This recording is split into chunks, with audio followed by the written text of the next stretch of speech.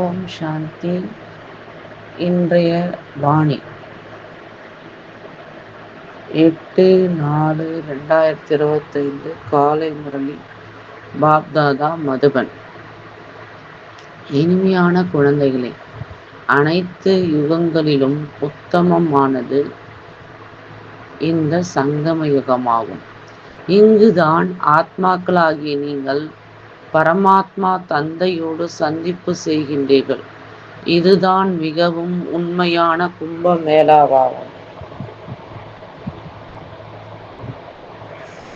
கேள்வி: எப்படிப்பட்ட பாடத்தை தந்தை மட்டுமே படிப்பிக்கின்றார்? வேறு எந்த மனிதராலும் படிப்பிக்க முடியாது. பதில்: ஆத்மாபிமானி ஆவதற்கான பாடத்தை ஒரு தந்தை மட்டுமே படிப்பிக்கின்றார். இந்த பாடத்தை வேறு எந்த தேகதாரிகளாலும் படிப்பிக்க முடியாது. முதலில் உங்களுக்கு ஆத்மாவின் ஞானம் கிடைக்கின்றது. நாம் ஆத்மாக்கள் பரந்தாமத்திலிருந்து நடிகராகி நடிப்பதற்காக வந்தோம்.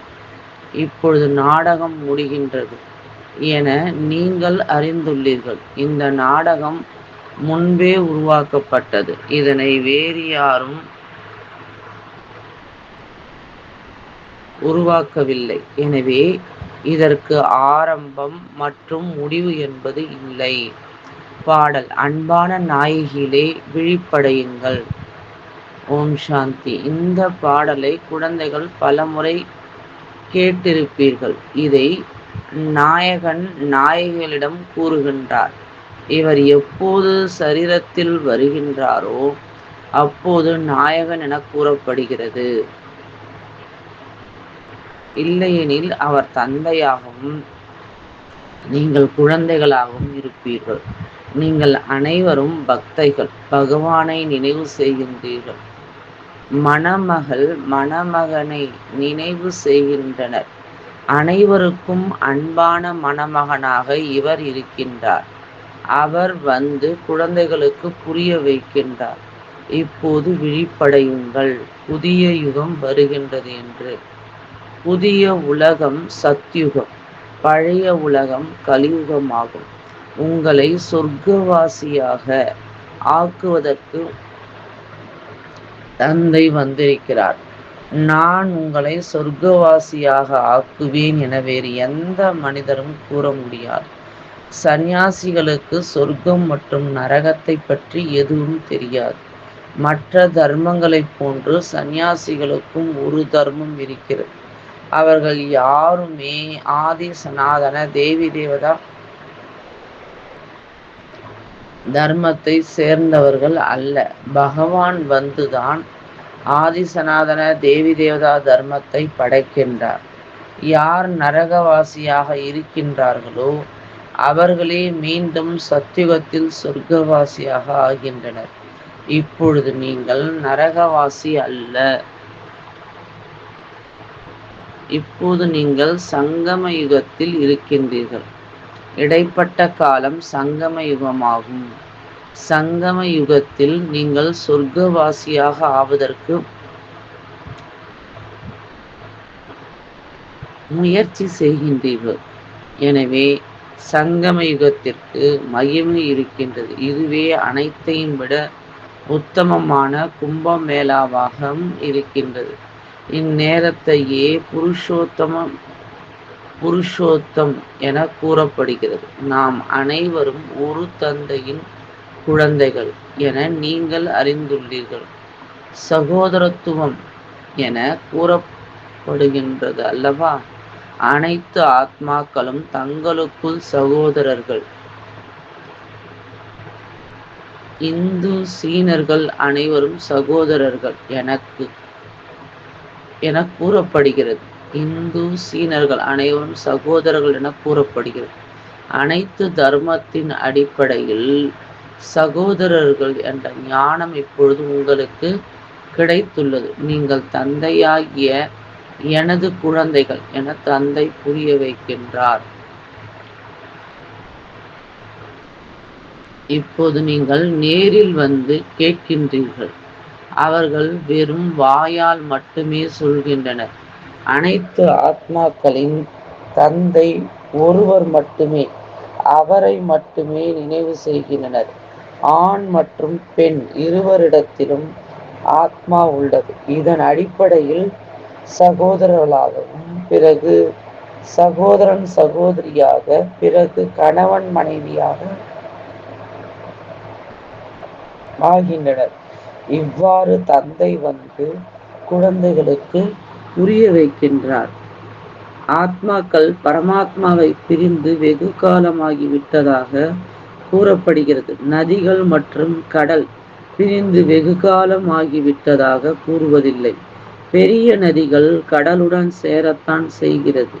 நதி என்பது கடலின் குழந்தை போன்றது என குழந்தைகளுக்கு தெரியும். கடலிலிருந்து தண்ணீர் மேகமாகி பிறகு மலைகளின் மீது மழையாக பொழிகின்றது. பிறகு நதிகளாக உருவாகின்றது. ஆக அனைத்தும் கடலின் குழந்தைகளாக ஆகின்றது. தண்ணீர் எங்கிருந்து உருவாகின்றது என பலருக்கும் தெரியாது. இதையும் கற்றுத்தர வேண்டியுள்ளது. ஒரே ஒரு தந்தை மட்டுமே ஞானக்கடலாக இருக்கின்றார் என குழந்தைகள் இப்போது புரிந்துள்ளனர். நீங்கள் அனைவரும் ஆத்மாக்கள், தந்தை ஒருவர் மட்டுமே எனவும் புரிய வைக்கப்பட்டுள்ளது. ஆத்மா நிராகாரமாக இருக்கிறது. பிறகு ஸ்தூலத்தில் வந்து மறுபிறவி எடுக்கின்றது. எப்போது தந்தை சாகாரத்தில் வருகின்றாரோ அப்போதுதான் சந்திப்பும் செய்ய முடியும். ஒரு முறை மட்டுமே தந்தையின் சந்திப்பு ஏற்படுகின்றது. இந்த நேரம் வந்து அனைவரையும் சந்திக்கின்றார். இவர்தான் பகவான் என புரிந்து கொள்வார்கள். கீதையில் கிருஷ்ணருடைய பெயரிடப்பட்டுள்ளது. ஆனால் கிருஷ்ணர் இங்கு வர முடியாது. அவர் எப்படி நிந்தனைக்கு ஆளாக முடியும்? கிருஷ்ணருடைய ஆத்மா இப்போது இங்கு இருக்கின்றது. முதலில் உங்களுக்கு ஆத்மா பற்றிய ஞானம் கிடைத்துள்ளது. நீங்கள் ஆத்மாக்கள் தன்னைத்தான் சரீரம் என புரிந்து இவ்வளவு காலம் கடந்து வந்து விட்டீர்கள். தந்தை வந்து இப்பொழுது ஆத்மா அபிமானியாக ஆக்குகின்றார். சாது சந்நியாசிகள் யாரும் உங்களை ஒருபோதும் ஆத்ம அபிமானியாக ஆக்குவதில்லை. நீங்கள் குழந்தைகள். உங்களுக்கு எல்லையற்ற தந்தையிடமிருந்து ஆஸ்தி கிடைக்கின்றது. நாம் பரந்தாமத்தைச் சேர்ந்தவர்கள். பிறகு இங்கு நமது பங்கை நடிப்பதற்கு வந்திருக்கிறோம் என்பது உங்களுடைய புத்தியில் இருக்கின்றது. இப்போது இந்த நாடகம் முடிகின்றது. இந்த நாடகத்தை வேறு யாரும் உருவாக்கவில்லை. இந்த நாடகம் ஏற்கனவே உருவாக்கப்பட்டதாகும். இந்த நாடகம் எப்போது ஆரம்பமானது என கேட்கின்றனர். இது அனாதி நாடகமாகும். இதற்கு ஆரம்பம் முடிவு இல்லை என கூறுங்கள். பழையதிலிருந்து புதியதாகவும் புதியதிலிருந்து பழையதாகவும் ஆகின்றது. இந்த பாடம் மிகவும் பக்காவாக உங்களிடம் இருக்கிறது. புதிய உலகம்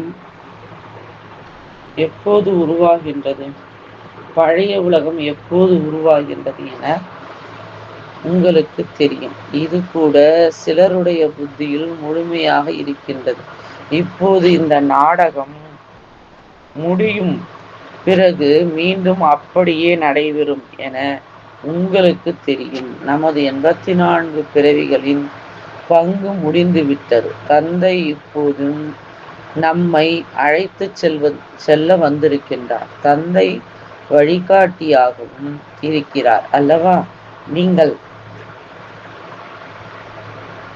அனைவரும் வழிகாட்டிகள். வழிகாட்டி யாத்திரைக்கு அழைத்து செல்ல வந்திருக்கிறார். அவர்கள் ஸ்தூல வழிகாட்டிகள், நீங்கள் ஆன்மீக வழிகாட்டிகள்.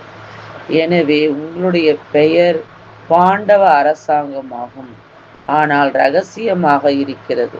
பாண்டவர்கள், கௌரவர்கள், யாதவர்கள் என்ன செய்து சென்றார்கள் என்பது இந்த நேரத்திற்கான விஷயமாகும்.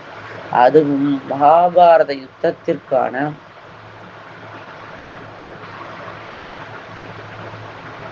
காலமாகும். அநேக தர்மங்கள் இருக்கின்றன. உலகமும் தமோ பிரதானமாக இருக்கிறது. பல்வேறு தர்மங்கள் நிறைந்த இந்த மரம் முற்றிலும் பழையதாகிவிட்டது. இந்த கல்ப மரத்தின் முதன்மையான அஸ்திவாரமாக ஆதி சனாதன தேவி தேவதா தர்மம் இருக்கிறது என உங்களுக்கு தெரியும். சத்தியுகத்தில் மிகவும் கொஞ்சம் பேர்தான் இருப்பார்கள், பிறகு அதிகமாகி விடுவார்கள். இது வேறு யாருக்கும் தெரியாது. உங்களில் கூட வரிசைப்படிதான் உள்ளனர். மாணவர்களில் சிலர் நல்ல திறமைசாலியாக இருப்பார்கள். நன்கு தாரணை செய்து பிறரையும் செய்ய வைப்பதற்கான ஆர்வம்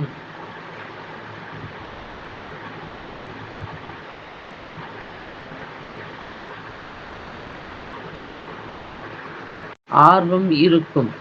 சிலர் நன்றாக தாரணை செய்கின்றனர், சிலர் நடுத்தரமாக, சிலர் 3ஆம் தரமாக, சிலர் 4ஆம் வரிசையில் உள்ளனர். கண்காட்சியில் மிக தெளிவாக புரிய வைப்பவர்கள் தேவை.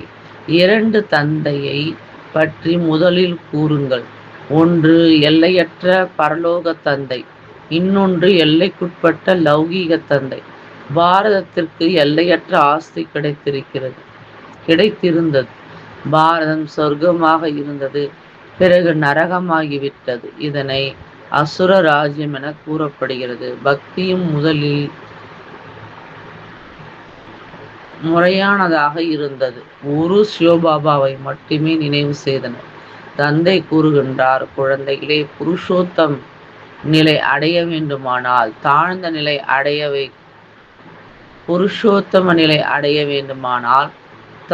நிலை அடைய வைக்கும் விஷயங்களை கேட்காதீர்கள். ஒரு தந்தையிடமிருந்து மட்டுமே கேளுங்கள். ஒருவரிடந்து மட்டுமே ஞானத்தை கேளுங்கள். வேறு யாரிடம் கேட்டாலும் அது பொய்யானதாகும். தந்தை இப்பொழுது சத்தியத்தை கூறி புருஷோத்தமராக ஆக்குகின்றார். தீய விஷயங்களை நீங்கள் கேட்டதனால்தான் தாழ்ந்த நிலை அடைந்தீர்கள். வெளிச்சம் என்பது பிரம்மாவின் பகல், இருள் என்பது பிரம்மாவின் இரவாகும். இந்த எல்லா விஷயங்களையும் தாரணை செய்ய வேண்டும். ஒவ்வொரு விஷயத்திலும் வரிசைப்படி தான் இருக்கின்றது. மருத்துவர்கள் சிலர் ஒரு அறுவை சிகிச்சை செய்ய 10-20,000 வாங்குகின்றனர். சுமார் 50 வருடங்களுக்கு இது முன்பு. சிலருக்கு சாப்பிடுவதற்கே வழியில்லை. வக்கீல்களும் அவ்வாறு இருக்கின்றனர். நீங்களும் எவ்வளவு படிப்பிக்கின்றீர்களோ அந்த அளவு உயர்ந்த பதவி அடைவீர்கள். வித்தியாசம் இருக்கின்றது அல்லவா? தாசன் தாசிகளும் கூட வரிசைப்படிதான் ஆகின்றனர். எல்லா ஆதாரமும் படிப்பில் தான் இருக்கின்றது. நாம் எவ்வளவு படிக்கின்றோம், எதிர்காலத்திற்காக, பல பிறவிகளுக்காக நான் என்ன ஆவேன் என தன்னிடத்தில் கேளுங்கள். பல பிறவிகளுக்கும் கல்பத்திற்கும் ஆக வேண்டுமானால் படிப்பின் மீது முழு கவனம் செலுத்த வேண்டும். விஷத்தை குடிப்பதை முற்றிலும் விடத்தான் வேண்டும். அழுக்கான ஆடைகளை சுத்தமாக்குங்கள் என சத்தியுகத்தில் சொல்வதில்லை. இப்போது அனைவருடைய சரீரமும் அழுக்கடைந்து விட்டது. தமோ பிரதானம் அல்லவா? இது கூட புரிய வைப்பதற்கான விஷயம் அல்லவா? அனைவரை காட்டிலும் பழைய சரீரம் யாருடையது? நம்முடையதாகும். நாம் இந்த சரீரத்தை மாற்றிக்கொள்கிறோம். ஆத்மா பதீத நிலை அடைகின்றது. சரீரமும் பதீதமாக பழமையாகிறது. ஆத்மா மாறுவதில்லை.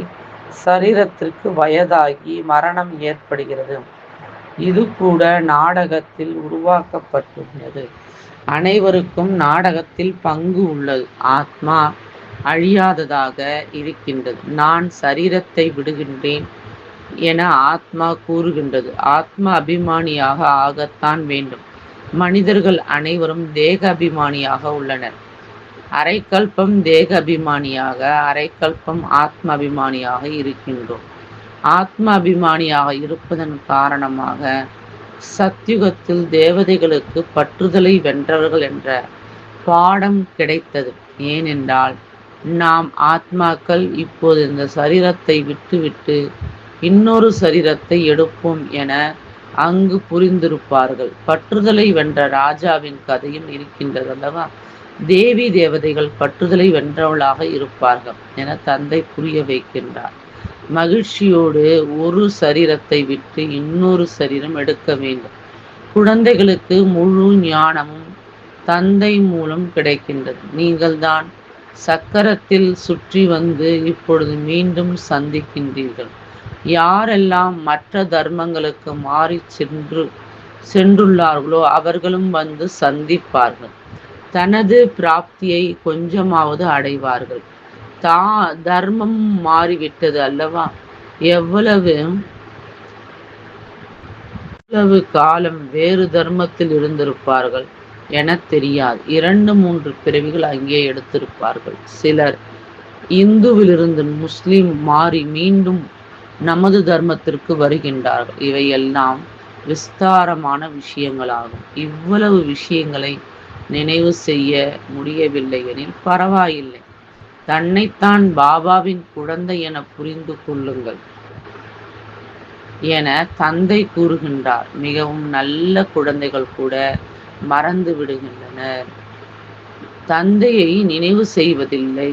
மாயா இவ்விஷயத்தில் மறக்க வைக்கிறது. நீங்களும் முதலில் மாயாவின் வாடிக்கையாளர்களாக இருந்தீர்கள் அல்லவா? இப்பொழுது ஈஸ்வரனுடையவராக ஆகிவிட்டீர்கள். அதுவும் நாடகத்தில் ஒன்றாக இருக்கிறது. தன்னைத்தான் ஆத்மா என புரிந்து தந்தையை நினைவு செய்ய வேண்டும். ஆத்மாக்கள் நீங்கள் முதலில் சரீரத்தில் வந்தபோது தூய்மையாக இருந்தீர்கள். பிறகு மறுபிறவிகள் எடுத்தெடுத்து பதித நிலை அடைந்தீர்கள்.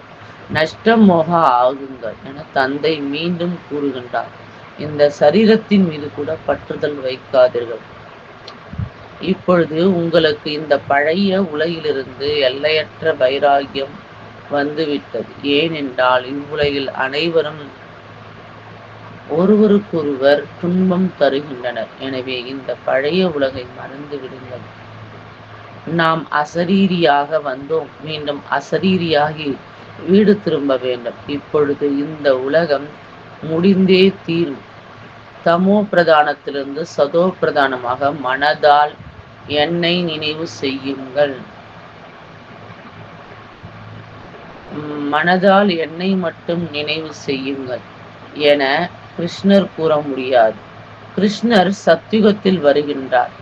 என்னை பதீத பாவனரே என கூறுகின்றனர். ஆகவே இப்பொழுது என்னை நினைவு செய்யுங்கள் என்ற பாவனமாவதற்கான யுக்தியை கூறுகின்றேன் என தந்தை மட்டுமே கூறுகின்றார். ஒவ்வொரு கல்பமும் பழைய உலகத்தில் பகவான் வந்து இந்த யுக்தியை கூறுகின்றார். மனிதர்கள் நாடகத்தின் ஆயுட்காலத்தை மிகவும் நீண்டதாக கூறுகின்றனர். ஆக மனிதர்கள் முற்றிலும் மறந்துவிட்டனர். இதுதான் புருஷோத்தம நிலை அடைவதற்கான சங்கம யுகமாகும் என்பதை இப்பொழுது நீங்கள் அறிந்துள்ளீர்கள். மனிதர்களோ முற்றிலும் ஆழ்ந்த இருளில் தூங்கிவிட்டனர். இந்த நேரம் அனைத்தும் தமோ பிரதானமாக இருக்கிறது.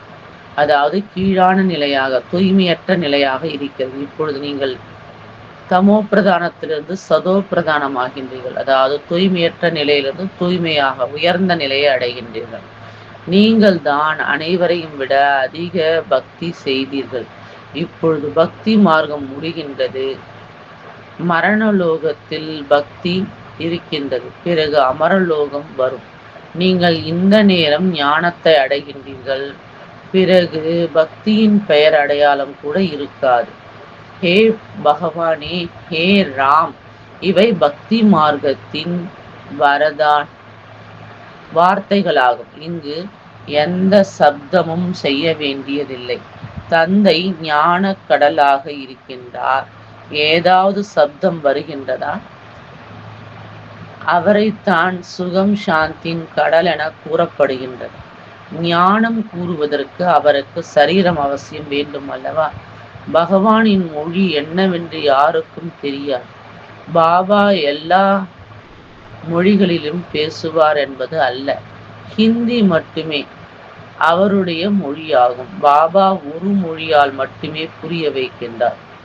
பிறகு நீங்கள் மொழிபெயர்ப்பு செய்து புரிய வைக்கின்றீர்கள். வெளிநாட்டைச் சேர்ந்தவர்கள் யாரை சந்தித்தாலும் அவர்களுக்கு தந்தையின் அறிமுகத்தை கொடுக்க வேண்டும். ஆதி சனாதன தேவி தேவதா தர்மத்தை தந்தை உருவாக்குகின்றார். திருமூர்த்தி பற்றி புரிய வைக்க வேண்டும். பிரஜாபிதா பிரம்மாவிற்கு எத்தனை பிரம்மா குமாரிகள் இருக்கின்றனர்? யார்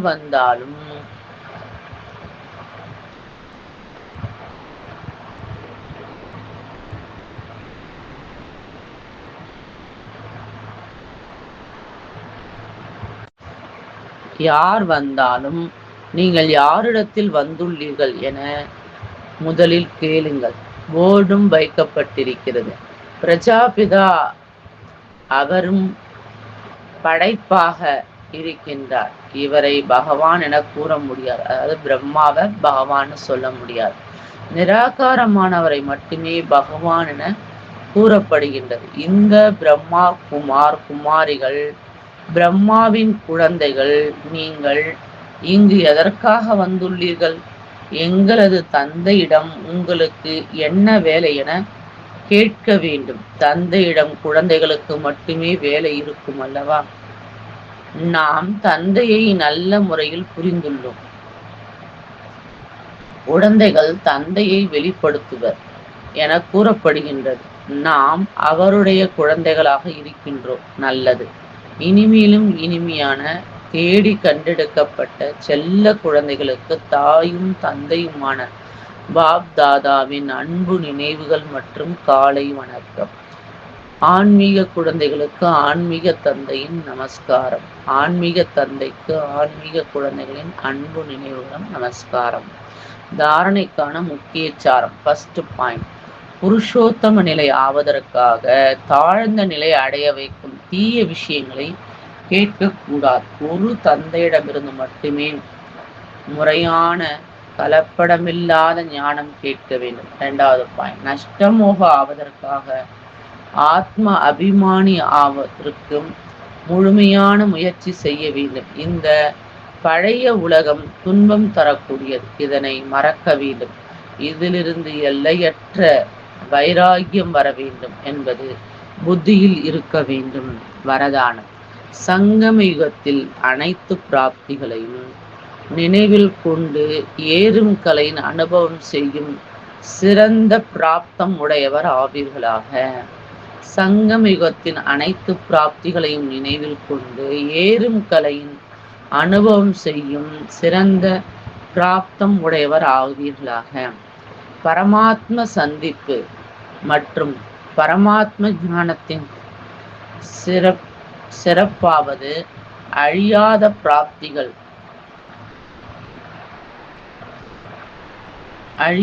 பிராப்திகள் ஏற்படுவது. அப்படியின்றி சங்கம யுகம் முயற்சி செய்யும் வாழ்க்கை மற்றும் சத்யுகம் பிராப்தத்தை அனுபவிக்கும் வாழ்க்கை என்பது அல்ல. சங்கம யுகத்தின் விசேஷத்தன்மையாவது ஒரு அடி எடுத்து வையுங்கள் மற்றும் 1000 அடிகள் பலனாக பெறுங்கள். எனவே புருஷார்த்தி வாழ்க்கை மட்டுமல்ல, ஆனால் சிரேஷ்ட பிராப்தி. எனவே இந்த சொரூபத்தை எப்பொழுதும் முன்னால் வையுங்கள். பிராப்தத்தை பார்த்து சுலபமாகவே ஏறும் கலையின் அனுபவம் செய்வீர்கள். அடைய வேண்டியதை அடைந்து விட்டீர். இந்த கீதத்தை பாடினீர்கள் என்றால் மூச்சு திணறல், தூங்கி விடுதல் போன்ற பலவீனங்கள் இருந்து விடுபட்டு விடுவீர்கள். ஸ்லோகன். தைரியம் என்பது பிராமணர்களின் மூச்சு ஆகும். அதன் மூலம் கடினத்திலும் கடினமான காரியம் கூட சுலபமாக ஆகிவிடும். ஸ்லோகன். தைரியம் என்பது பிராமணர்களின் மூச்சு ஆகும். அதன் மூலம் கடினத்திலும் கடினமான காரியம் கூட சுலபமாக ஆகிவிடும். அச்சா. ஓம் சாந்தி.